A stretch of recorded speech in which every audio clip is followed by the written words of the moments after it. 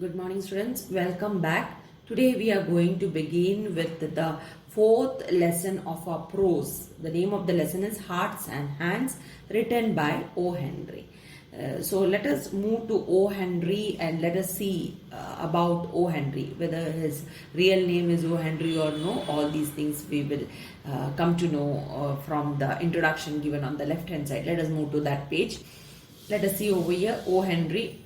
O. Henry's real name was William Sidney Porter. He was an American writer and he wrote under this pen name O. Henry. O. Henry is his pen name. Pen name in the sense he gave his name as O. Henry for all his write-ups. So that is why it is called as pen name. Okay. His real name was William Sidney Porter. So that is about O. Henry. He was born in 1862. He was the son of a physician. He was born in North Carolina. His mother died of tuberculosis when he was 3 years old, and then he and his father both began to live with his grandmother, paternal grandmother, that is his father's mother. With his father's mother, both of them lived thereafter. And then when he started with his studies, he lived with his aunt Evelina. With her he lived and he completed his graduation. So at a very young age, in his childhood, you can say in his childhood itself, he had interest in reading and he enjoyed reading many, okay, Anatomy of Melancholy and 1001 Nights, all these stuffs. He began to work in a drugstore of his uncle in 1879, and then he became a pharmacist in 1881. He also worked in a bank, the First National Bank, where he founded, when he was working there, he founded the Rolling Stone, a humorous weekly. And after losing this job, that is the bank job, he devoted his full time in the weekly, the Rolling Stone, I told you, right? So he devoted his full time in the weekly that published, this weekly published his sketches, short stories, apart from this, from satirical and political works. In 1907, he got married to Sarah Lindsay. She was also a writer and was his childhood friend too. But she left him in 1909 and then he too died in June 5, 1910 of several complications he had. He enlarged heart, he had cirrhosis, liver cirrhosis, he had diabetes, he was a diabetic patient. And that's how he died in 1909. So this particular story, so you can see over here, this particular story, Hearts and Hands. To know about O. Henry's writing, in 1902, he relocated to New York and became a prolific writer over there, penning around 381 short stories. He submitted one story every week to the New York World Sunday magazine. Then some of his write-ups are Cabbages and Kings, The 4 Million, The Gentle Grafter, Roads of Destiny, and his most famous short stories, The Gift of the Maggie, The Ransom of Red Chief, all these stuffs. So here what we are having is Hearts and Hands. Hearts and Hands describes a chance encounter on a train. That is what we are seeing in this particular between two acquaintances. So Miss Fairchild and Mr. Easton. So the situation turns awkward when Miss Fairchild notices that Easton is handcuffed. Now what is handcuffed? I will put a picture to you for you under the screen, which you can see and which you can understand what handcuffed means. To a grim looking man. The man intervenes to save Easton from embarrassment and prevent the girl from discovering the truth about him. So it is only through the observations of their fellow passengers that the reader is made aware of the real nature of the relationship between the two men and handcuffed to each other.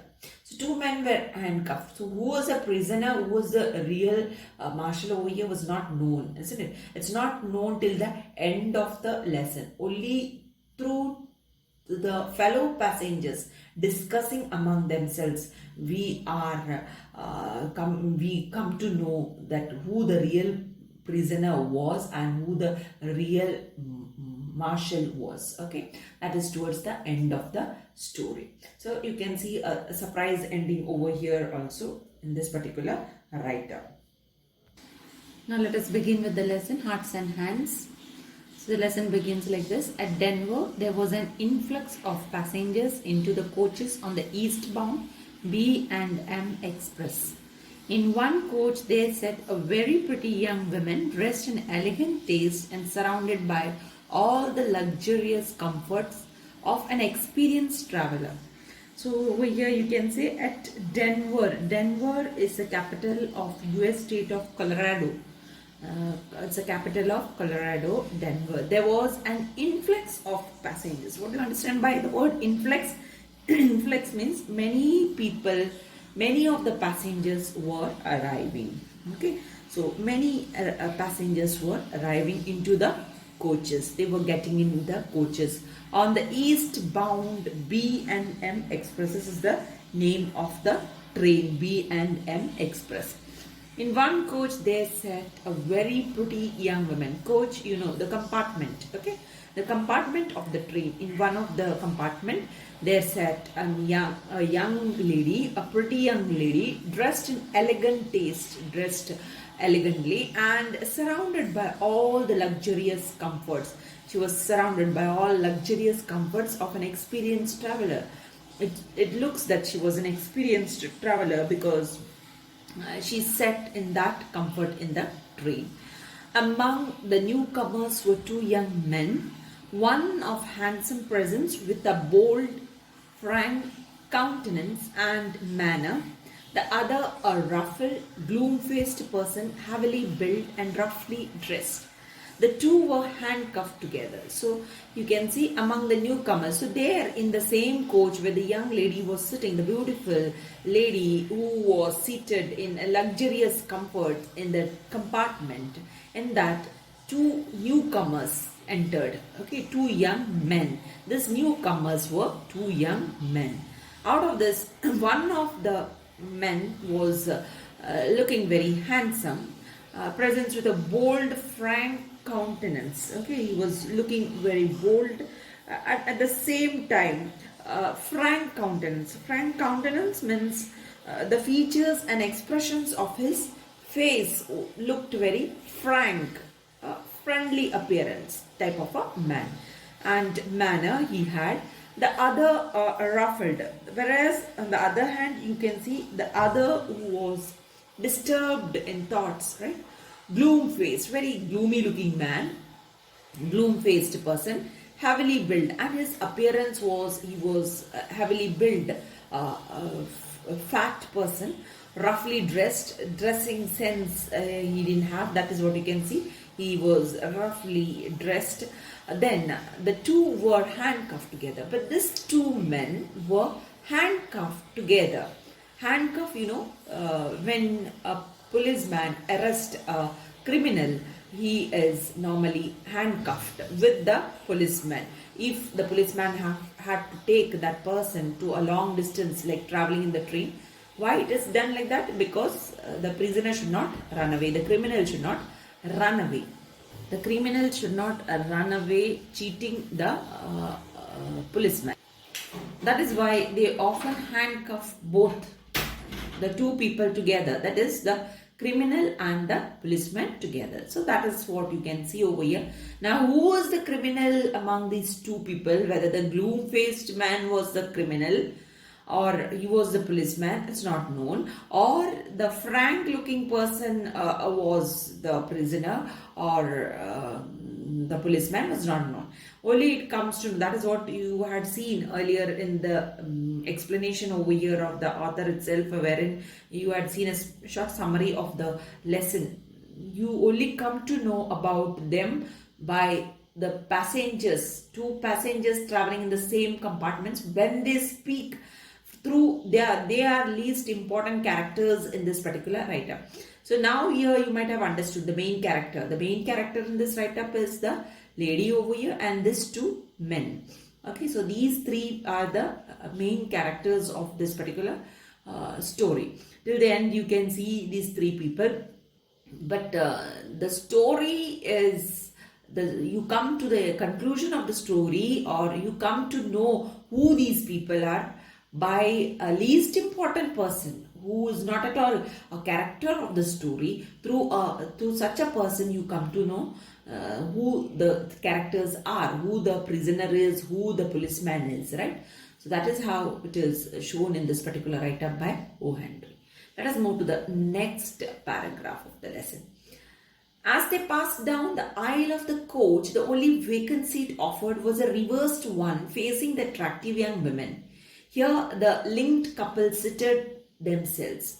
The young woman's glance fell upon them with a distant, swift disinterest, then with a lovely smile brightening her countenance and a tender pink tinging her rounded cheeks.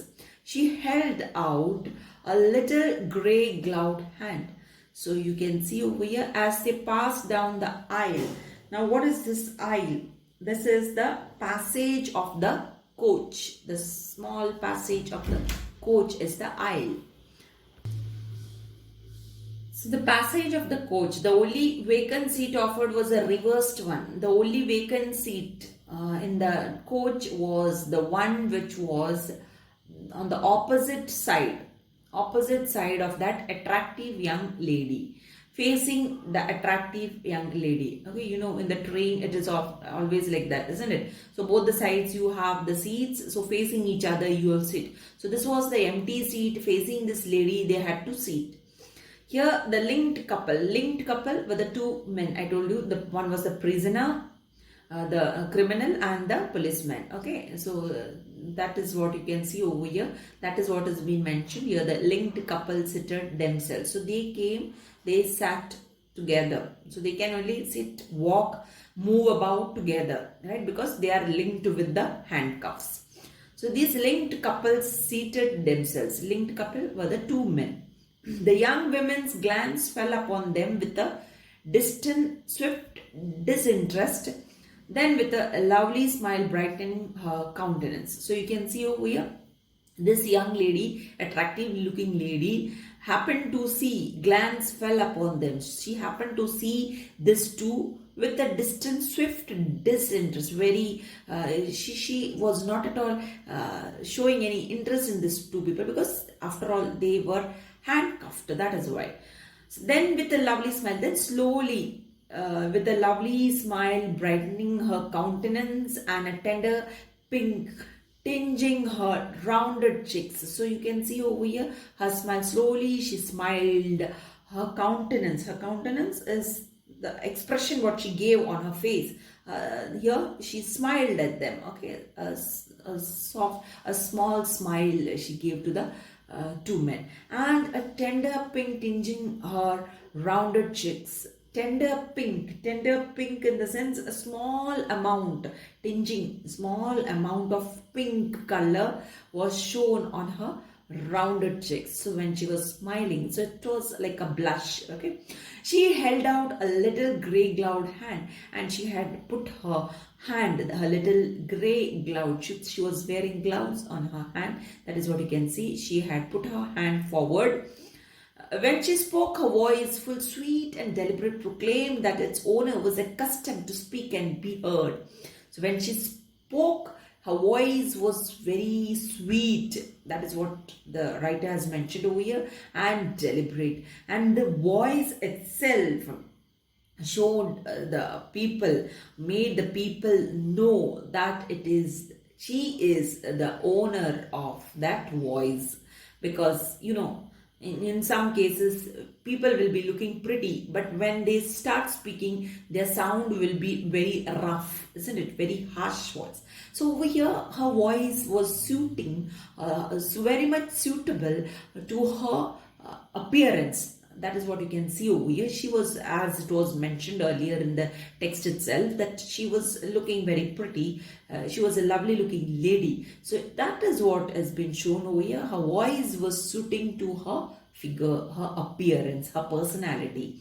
Proclaimed that its owner was accustomed to speak and be heard. So her voice was very sweet, that it was accustomed to be heard, as to speak and be heard. So it could be heard as well as to be spoken. So that whatever she spoke and was enjoyed by others, isn't it? So this is how it was. Very sweet voice she had, and very nicely she spoke. Well, Mr. Easton, if you will make me speak first, I suppose I must. Don't you ever recognize old friends when you meet them in the West? So over here, she is asking Mr. Easton. So one among them was Mr. Easton, whom this pretty lady knew earlier. So this is what she's saying. Well, Mr. Easton, she says, if you will make me speak first. So do you want me to speak first? Are you trying to make me speak first? I suppose I must. If that is the case, then I feel that I must speak first. Don't you ever recognize old friends? Then she's asking him. Don't you recognize old friends? She's asking. When you meet them in the West. So now where they are meeting in Denver. It's mentioned earlier itself. So Denver is in the West. They are from Washington. Mr. Easton and this pretty looking lady, both, her name is Miss Fairchild. This we will come to know later.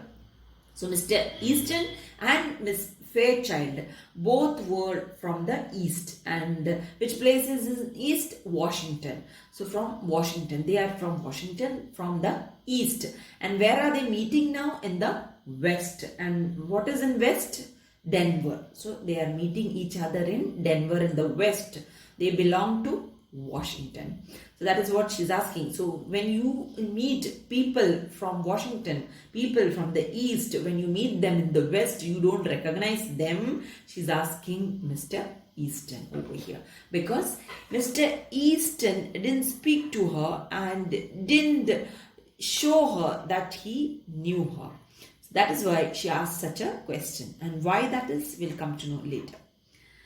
The younger man aroused himself sharply at the sound of her voice, seemed to struggle with a slight embarrassment, which he threw off instantly, and then clasped her fingers with his left hand. So this younger man just aroused himself sharply as he heard the sound of this pretty lady, and he was struggling, hesitating a little bit with a slight embarrassment. Why was he embarrassed? Which he later on he threw off that embarrassment very soon, and then clasped her fingers with his left hand. Clasped her fingers in the sense shook hands or took hold of her hand with his left hand. That is why he was embarrassed. This young man was embarrassed because he couldn't shake hand with the lady with his right hand. Where was his right hand? Right hand was handcuffed, and only with his left hand he could shake hand with the lady. So which is an odd thing, isn't it? To shake hand. Normally when we shake hands with others, we shake hands with the right hand. So here it's happening with the left hand. That is why he was embarrassed. He was hesitating a bit in the beginning, but later on he had put his left hand ahead and he tried to shake hands with her with his left hand itself. It's Miss Fairchild, he said with a smile. I'll ask you to excuse the other hand. It's otherwise engaged just at present. So this is what he says. It's Miss Fairchild. So you are Miss Fairchild. He recognized her and this is what he said. With a smile, he said this. I'll ask you to excuse the other hand. So he is saying, I'll just ask you to excuse my other hand. It's otherwise engaged just at present. It otherwise is engaged just as at present. At present also it is engaged. So please excuse my right hand. This is what the man is saying. So I'll wind up my class today up to here. We'll continue with the lesson, or we will finish off the lesson in our next class. Thank you very much.